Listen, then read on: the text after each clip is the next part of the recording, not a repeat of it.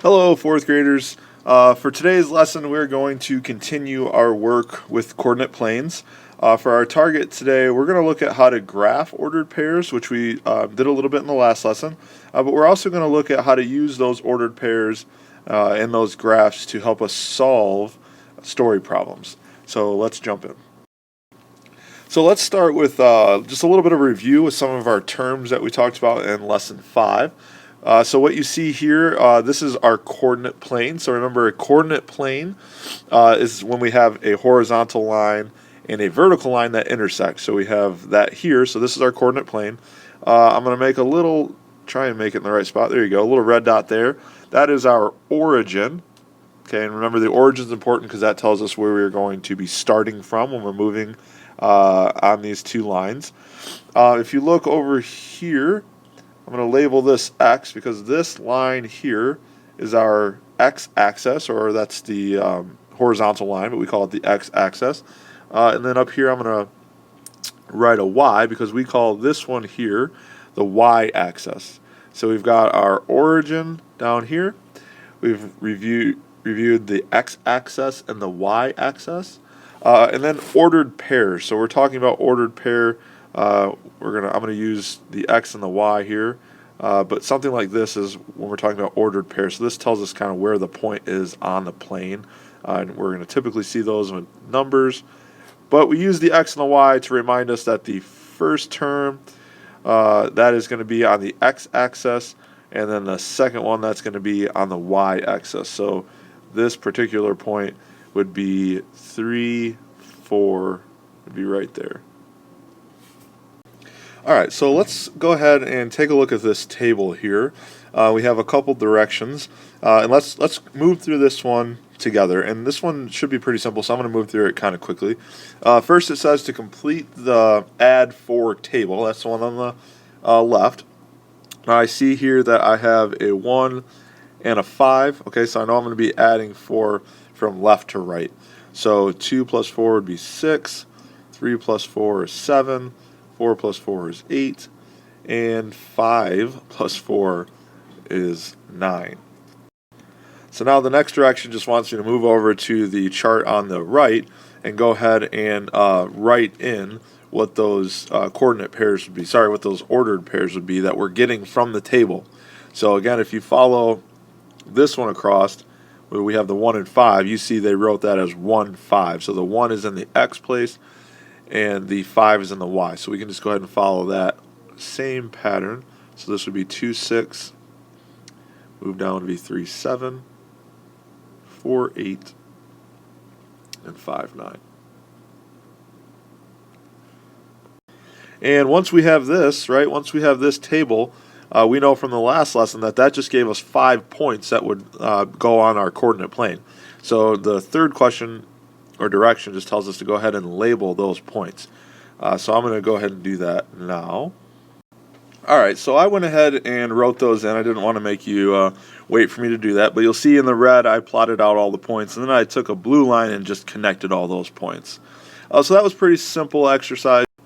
So I'm going to go ahead and erase all this. I'm going to put something different up, but similar, and I'm going to have you work through one on your own. Alright, so you see with this one, you do not have to complete the table. It's already given you all the points. But there are 2 things that I'd like you to do. First, you can see the question there is write 5 ordered pairs that the data represents. So looking at the table, at the chart, I want you to write the 5 ordered pairs that you see there. And then you can use those 5 ordered pairs to plot them out on the on your coordinate plane. And then once you come back, I will have that answer for you. So go ahead and pause your video and give it a shot. Alright, so you'll see I wrote the 5 ordered pairs in red. We've got 0, 0, 1, 1, 2, 2, 3, 3, and 4, 4. So hopefully you're able to see how I got that from the chart. So we have the X's here and the Y's here. And then you'll see the blue dots, I plotted them on the coordinate plane, and then I just connected them with a black line. So hopefully you're able to get this. This is some still review from lesson 5. The one thing I did want to talk about though is what each of our axes represent, what our X and our Y represents when we're talking about the data. So like I said, if you look back up here, you'll see that I said this was the x and this was the y. So that means that when we're looking down here on our coordinate plane, these numbers on the x-axis, they represent the age, okay? And I got that from up here in the chart. And then that means that the y represents the height. Okay, so it will be important as we move forward that you, especially when you start building your own graphs, that you are aware of what is going on the x and what is going on the y. So what does the x represent and what does the y represent? So let's go ahead and flip over and take this to the next step. All right, so I've gone ahead and given you a problem. I've given you a table and a graph. So I'm going to give you some directions. So you're going to need to listen carefully because I'm not writing them down.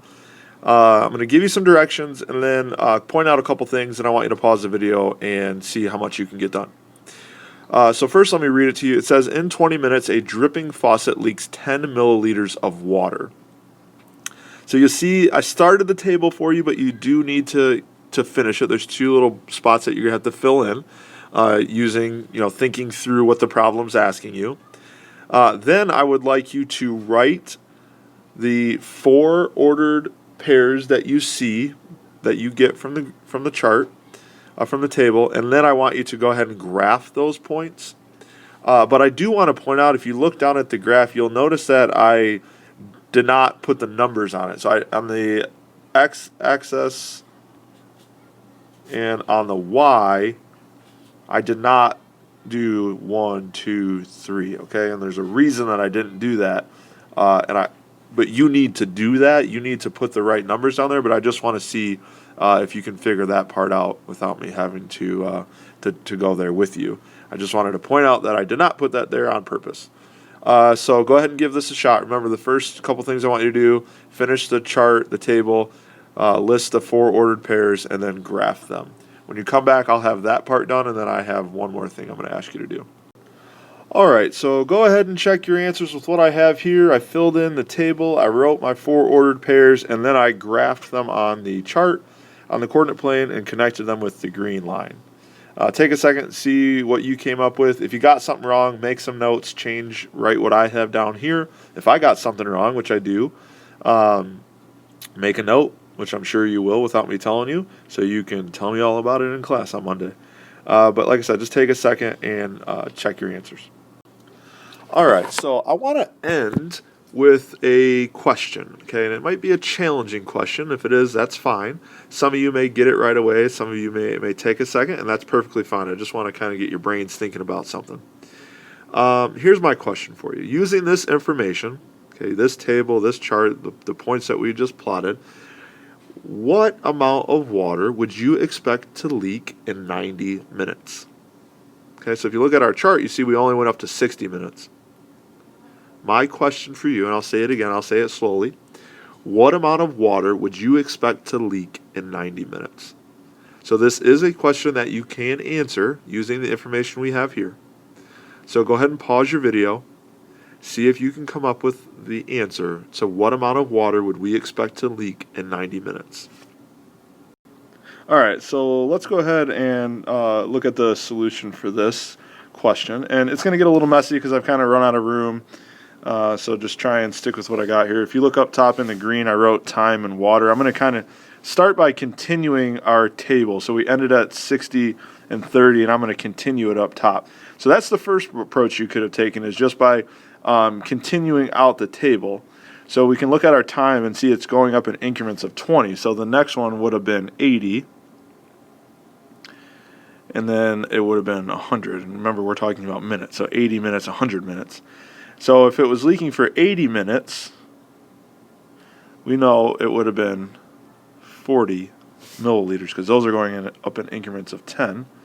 So every 20 minutes adds 10 milliliters. So then if it went up to 100, it would be 50. Now the question asked us for 90, which is right here in the middle.